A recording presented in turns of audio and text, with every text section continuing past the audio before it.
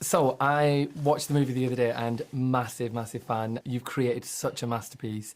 The movie, part one was already amazing, but part two just blew my mind. I came out of the movie exhausted with how brilliant it was. And I know you love the books as well. What challenge did you find when creating something you love so much into a movie that's accessible for everyone? Yeah, that's one of the difficulty of this adaptation is the density of the book. Yeah. That's the book main quality, how rich it is and how detailed it is. And how I try to, one of my goal was to try to protect as much elements of the Fremen culture as possible. I wanted to have that on screen. This is one of the reasons why I made two movies instead of one.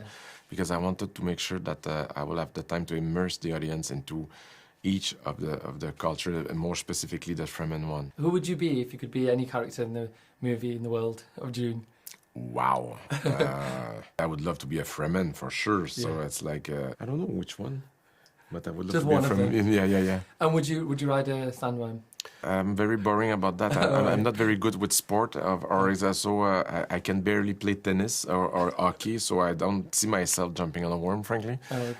For sure, it was a recipe for disaster. It's terrifying as well. Like, to see it visually, I was like, no, I couldn't do that. I'm not jumping in sand and nearly being swallowed. So I'm a teacher as well, so I love that the movies stay quite true to the books.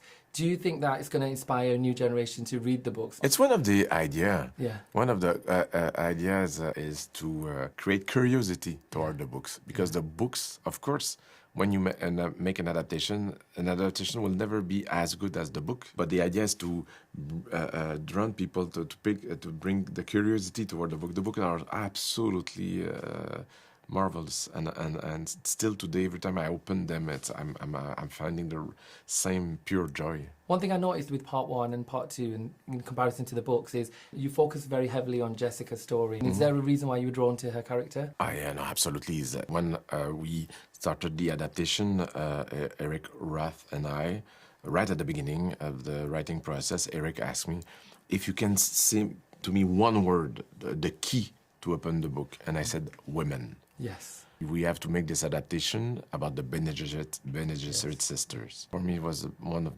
my favorite aspect of the book. Jessica, it was a perfect vehicle to bring the full madness of the Bene Gesserit sister. Yeah, and the power that they have as well. Absolutely. So one of the things I do on social media is I kind of poke fun at influencers that show off about how much they have and how, there's such a divide between, like in Dune, the rich and the powerful. What do you think people with influence and people with power could learn from Paul about how to connect with ordinary people? The thing is that the tragedy of the film is that we see that Paul his will at the beginning is to immerse himself. He's a character that wants to adapt, that wants to understand, that wants to be part of your community.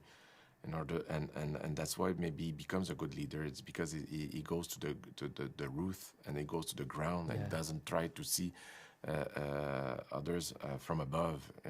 That's what I was saying. So I've been talking about it for days, and not without trying to spoil it, and people are so sick of me talking about Dune at the moment. They're like, I know, we get it, you've seen it, just wait for we can see it. What inspires you, like, visually? The big scenes are so big, but the intimate scenes are so intimate. Is there anything that you watch, or is it art, music? What is it that inspires you? I would say the book and nature. I mean, that's the two main inspiration. I try to stay away from any other cinematic reference. Yeah. Just to try to find some kind of freedom. And who's your favourite character? Because there's a lot of characters that are amazing, but who's the one that you love the most? Paul Atreides. It's a story of Paul Atreides, so it's my main focus. I would say. But I would say Paul and more specifically Paul and Shani, their relationship is something that was really at the epicenter. And is there any one actor that you had in mind and you went from day one, I want that actor? The thing is that I read the book when I was 13, so it's like the actress, but it's more like when I started the casting, once the screenplay was finished, definitely Timothée Chalamet was my only choice for Paul. Yeah. Amazing. He's doing a brilliant job as well. You said part one was the appetizer and part two is the main course. Are we going to get a dessert? Yes, I suspect that after a bit of sleeping, I'll be able to go back on Arrakis. Yeah, there's a lot of work to do on the screenplay. We are in the right direction, but it's like it's not Dante. I hope it's many more movies. You've already made some amazing movies, but I can't wait to see the future. And I'm really honoured to just be here and sit and talk to you. And I hope the kids that I teach get to read the books as well. So thank you so much for giving me your time as well. Oh, please, my pleasure. I'm coming to the premiere again tonight. I've got a very Dune-inspired outfit, which I'm looking forward to showing kids. Like, this is. Oh boy, okay, you went for it. Yeah. Yeah. So Wow. you see that tonight, hopefully. Okay. Thank you so much. Thanks. It was nice talking to you.